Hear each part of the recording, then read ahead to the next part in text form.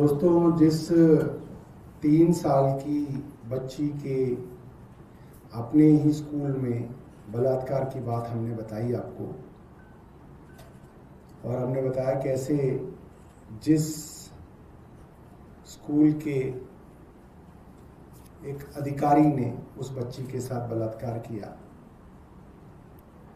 वो बच्ची जब पहली बार दीनदयाल उपाध्याय अस्पताल में ले जाई गई, रात को करीब 2:15 बजे उसका मेडिकल हुआ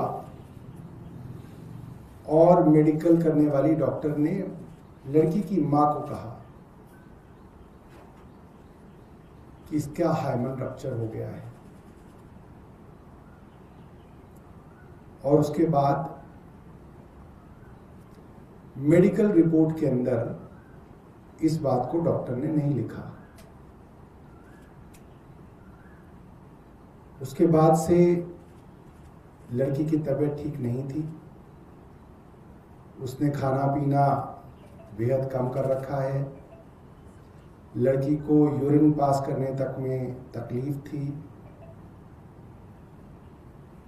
उन्होंने अल्ट्रासाउंड कराया तो अल्ट्रासाउंड के अंदर भी काफ़ी दिक्कतें उस बच्ची को बताई गई, और कल उस बच्ची की तबीयत काफ़ी ख़राब हो गई है और उसको कल हॉस्पिटल में एडमिट कराना पड़ा है।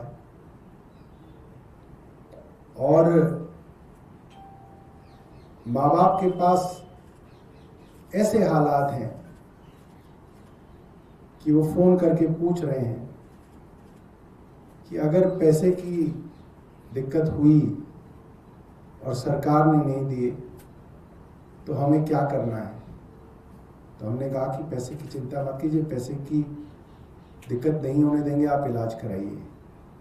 मगर बड़े शर्म की बात है कि दिल्ली की राजधानी के अंदर ये हालात आज एक स्कूल में जाने वाली मासूम बच्ची के साथ हो रखे हैं। मुझे नहीं पता कि अभी उनकी हालत क्या है, बट रात को हॉस्पिटल में एडमिट कराया गया है, अभी भी एडमिट है, और बच्ची को सीवियर इन्फेक्शन बताया गया है। सीवियर इन्फेक्शन क्यों होता है आप सब लोग भली भांति जानते हैं, मगर हमारे देश की कोर्ट ने आरोपी को कल कुछ दिनों पहले बेल दे दी। कल दिल्ली के एजुकेशन मिनिस्टर आशीष सूद पहली बार इस मामले पे बोले, जबकि उनके अपने क्षेत्र जनकपुरी का ये जाना माना स्कूल है, उनके घर से 2 मिनट की दूरी पर ये स्कूल है। और ऐसा नहीं कह सकते कि वो स्कूल को जानते नहीं। मार्च में उन्होंने खुद इस स्कूल के अंदर दिल्ली सरकार द्वारा एक भव्य कार्यक्रम कराया, भजन क्लबिंग का। हजारों लोग उसके अंदर आए, लाखों लोग, हजारों लोग आए और लाखों रुपए, हो सकता है करोड़ों रुपए उसमें खर्च हुए हों। खर्चा तो बताते नहीं है, असेंबली में भी नहीं बताते हैं। उस प्रोग्राम में मुख्यमंत्री भी थी, आशीष सूद भी थी। तो ऐसे अनजान स्कूल के अंदर तो सरकारें सरकारी खर्च से बड़े बड़े प्रोग्राम नहीं रखा करती। मगर कल आशीष सूद ने जो बात कही, बहुत भद्दी और घटिया बात कही। वो कह रहे हैं कि सौरभ भारद्वाज बताएं भारतीय जनता पार्टी के किस नेता और मंत्री ने इसके अंदर स्टेक्स खरीदे। अरे भैया, एजुकेशन मिनिस्टर तुम, रेवेन्यू मिनिस्टर तुम्हारा, मुख्यमंत्री तुम्हारी, सब रजिस्ट्रार दफ्तर तुम्हारा, और कागज सौरभ भारद्वाज कहां से लाएगा? कागज तो आपकी सरकार के पास है। ट्रस्ट का जो खेल है वो मैं आपको बताऊं, जो मुझे कुछ लोगों ने समझाया। एक ट्रस्ट होता है, 5-7 आदमियों का ट्रस्ट, जिसको जो स्कूल को चलाता है।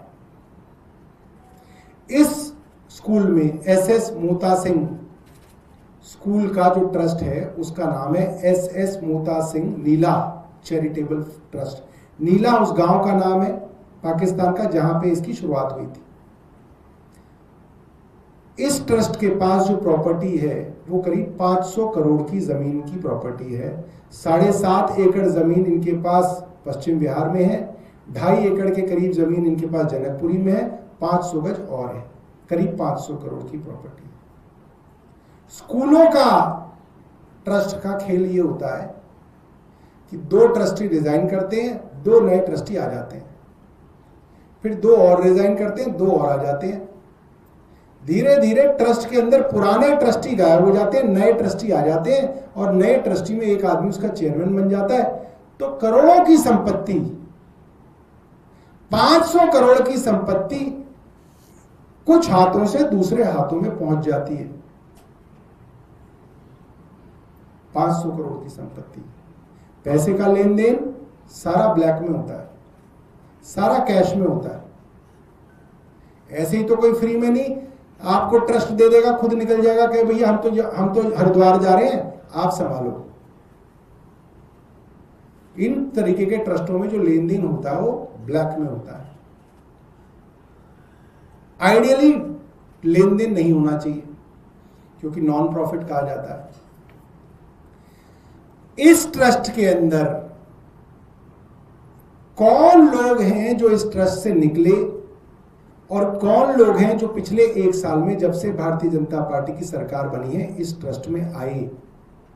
ये जवाब रेखा गुप्ता दे सकती हैं या आशीष सूद दे सकते हैं, हम तो नहीं दे सकते। इनके पास फाइल है, सब रजिस्ट्रार के पास एक एक इंफॉर्मेशन जमा करनी पड़ती है, कौन ट्रस्टी बाहर निकला, कौन ट्रस्टी अंदर आया। हमने सब रजिस्ट्रार के पास पता किया। जनरली आप 10 रुपए देके कोई भी फाइल का इंस्पेक्शन कर सकते हो। हमें ये बताया गया ये फाइल गायब हो गई है, ये फाइल गायब कर दी गई है। क्यों कर दी गई है, आप समझदार हैं। अब मैं आपको कुछ कागज दिखा देता हूं जिससे आपको पता चल जाएगा स्कूल में चल क्या रहा है। अप्रैल में, पिछले महीने, एक फेसबुक पर पोस्ट डाली गई। उस फेसबुक पे जो पोस्ट डाली गई,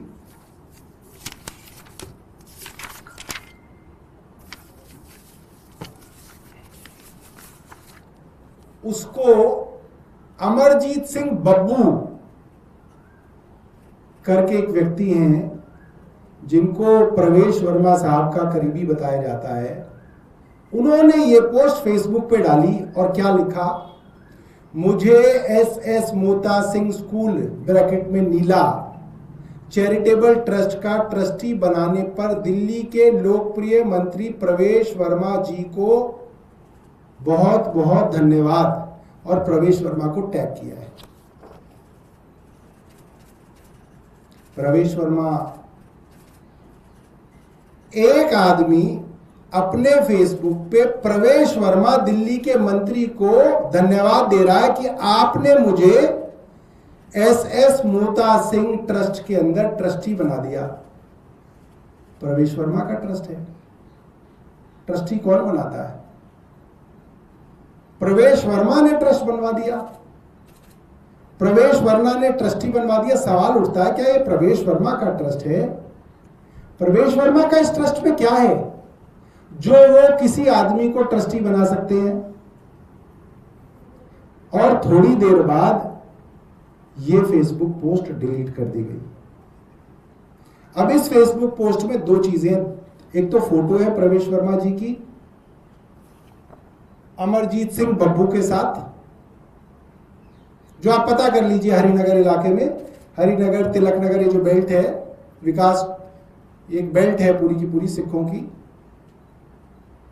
जनकपुरी हरिनगर तिलक नगर वाली, वहां पता कर लीजिए अमरजीत सिंह बब्बू कौन है। और इसके साथ एक लेटर डला हुआ है, अगर आप इसमें देखें ध्यान से तो इसमें एक लेटर डला हुआ है, ट्रस्ट का लेटर है, ट्रस्ट का लेटर हेड है, जिसमें लिखा है जनरल मोता सिंह नीला चैरिटेबल ट्रस्ट जनकपुरी वगैरह वगैरह।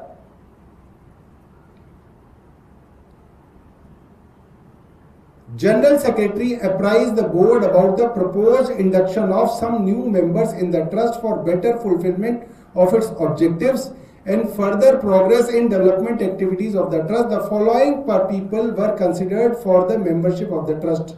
4 लोगों को ट्रस्ट में डाला गया है। कौन है? पहले प्रोफेसर डॉक्टर वीरेंद्र कुमार अग्रवाल, दूसरे मिस स्वाति गर्ग, तीसरे मिस्टर अमरजीत सिंह, चौथे मिस्टर मनीष गुप्ता। हमारे पास तो ये लेटर है जो हमें फेसबुक पोस्ट से मिला। ये मनीष गुप्ता कौन है? नाम तो सुना सुना लगता है मनीष गुप्ता का, मगर इसका एड्रेस नहीं पता हमें। मनीष गुप्ता सन ऑफ क्या, एड्रेस क्या, फोन नंबर क्या, तो पता चलेगा कि भाई इनका इस ट्रस्ट के अंदर आने का क्या कारण होगा। स्वाति गर्ग कौन है? एजुकेशनिस्ट भी हो सकती हैं, किसी नेता के करीबी भी हो सकती हैं, इस ट्रस्ट की पुरानी करीबी भी हो सकती हैं। ऐसे ही अमरजीत सिंह का इसलिए पता चल गया क्योंकि इन्होंने फेसबुक पे पोस्ट ही डाल दी थी अमरजीत सिंह बब्बू जी ने, और धन्यवाद कर दिया था प्रवेश वर्मा को।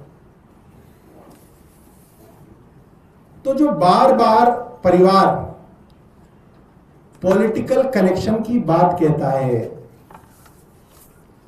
ये एक है जो बार बार परिवार फेसबुक, माफ कीजिएगा, पॉलिटिकल कनेक्शन की बात कहता है। कुछ कुछ पॉलिटिकल कनेक्शन तो मैंने आपको दिखा दिए कि पॉलिटिकल कनेक्शन तो है। दूसरा एक और पॉलिटिकल कनेक्शन भी दिखा देता, मुझे नहीं पता कि इसमें ये आदमी हैं मनजीत सिंह औलख, इनकी फोटो है मनजिंदर सिंह सिरसा जी के साथ। बताया जाता है ये भी दोनों काफी करीबी हैं। और लड़की की मां ने ये बात बताई कि जब जब वो पुलिस थाने गई, पुलिस ने उन्हें बुलाया, अक्सर मनजीत सिंह औलख उनको पुलिस थाने में दिखे पुलिस से बात करते हुए। मनजीत सिंह औलख के बारे में मैंने गूगल किया, एआई से पूछा, तो मनजीत सिंह औलख के बारे में बताया, Manjeet Singh Aulakh manager specifically for Janakpuri branch.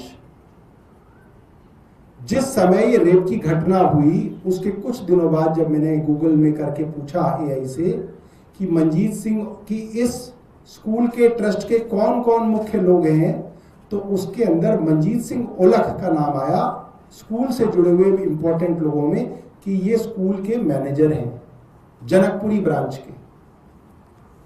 कुछ स्कूल वालों से पूछा कि भाई मैनेजर क्या होता है, तो बोलते कि स्कूल का सारा जो प्रशासन है, जो एडमिनिस्ट्रेशन है, वो मैनेजर देखता है।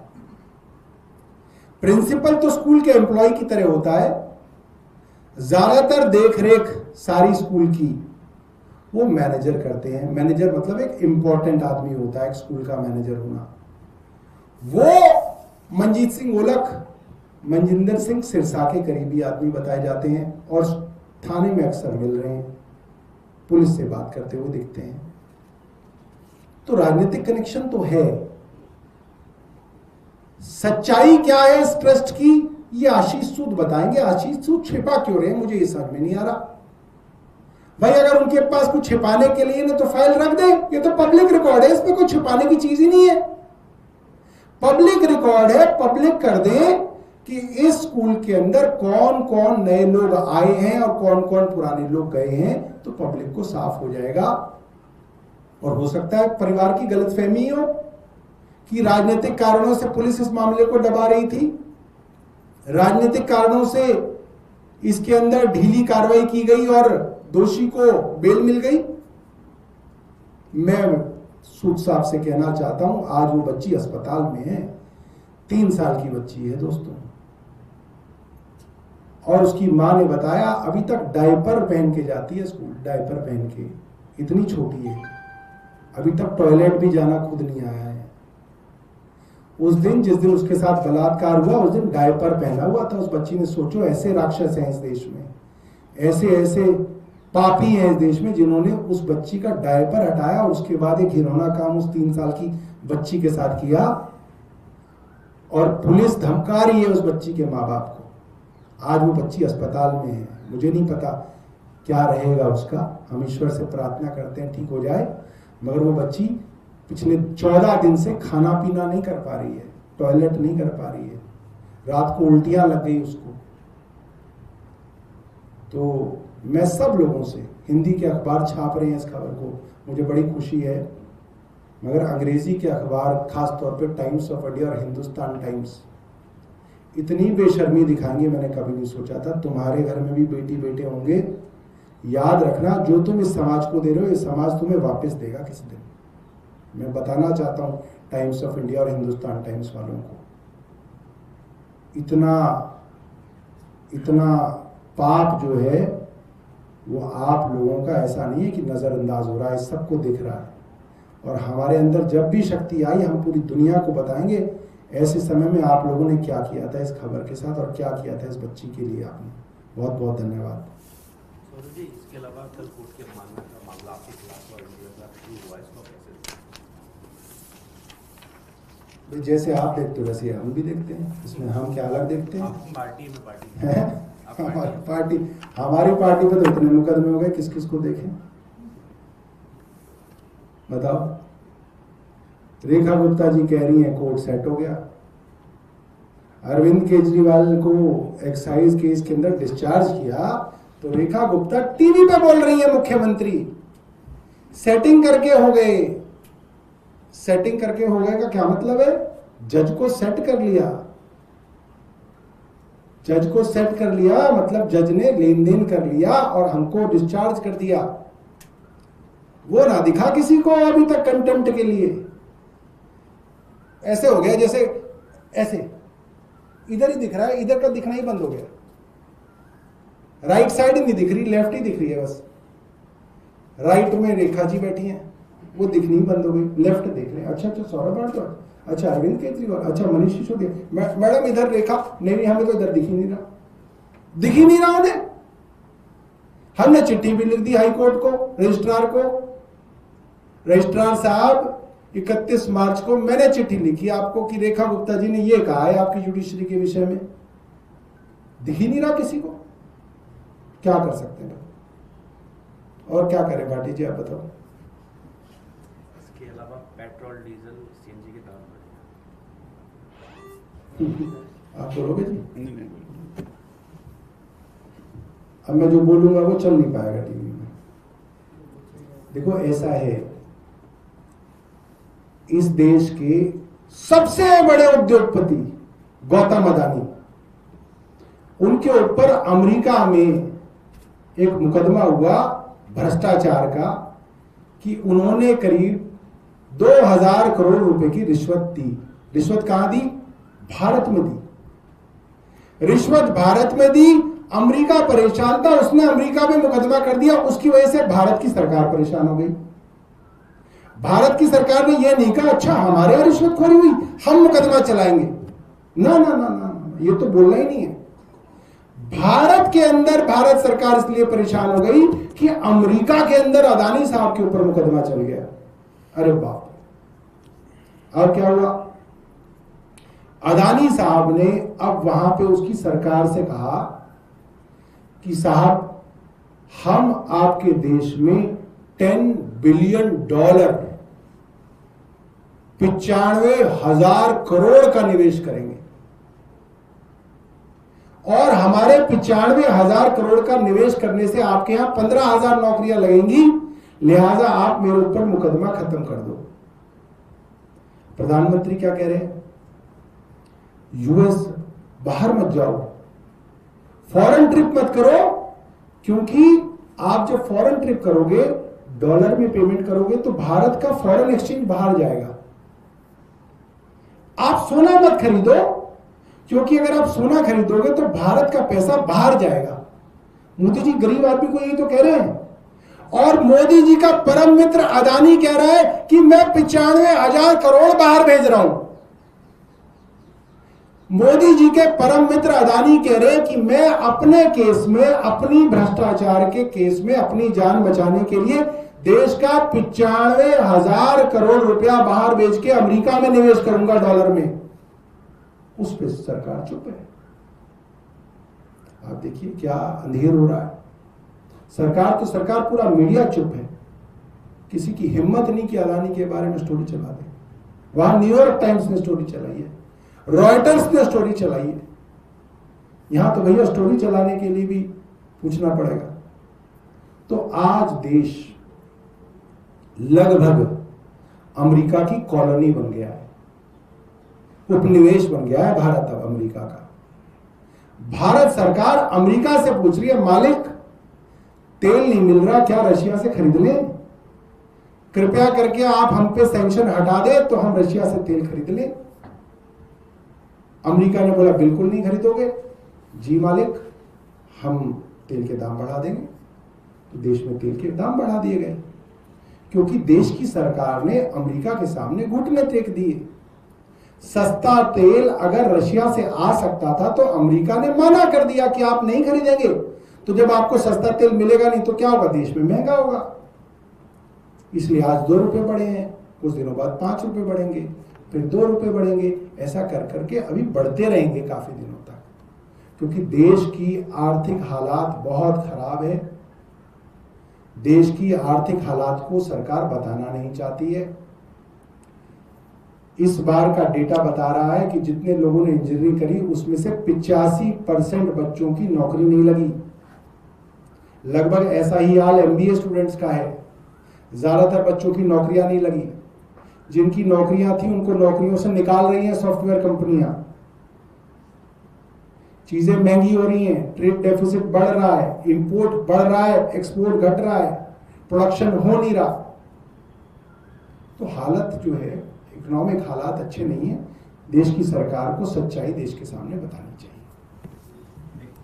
नीट एग्जाम को लेकर का अगले साल से ऑनलाइन होगा एग्जाम। देखिए, ऑनलाइन हो या ऑफलाइन हो, इससे बड़ा फर्क नहीं पड़ता। चोरी तो ऑनलाइन एग्जाम में भी हो सकती है। नियत का क्या करेंगे? जब तक आप सरकार में बैठे हुए वो लोग जिनकी वजह से ये पेपर लीक होता है, जब तक आप उनको नहीं पकड़ेंगे तब तक आप बाहर के छोटे मोटे हैंडलर्स को पकड़ के कोई कुछ हासिल नहीं करेंगे। खबरों से खबरदार रहने के लिए चैनल को सब्सक्राइब करें और प्रेस करें बेल आइकन।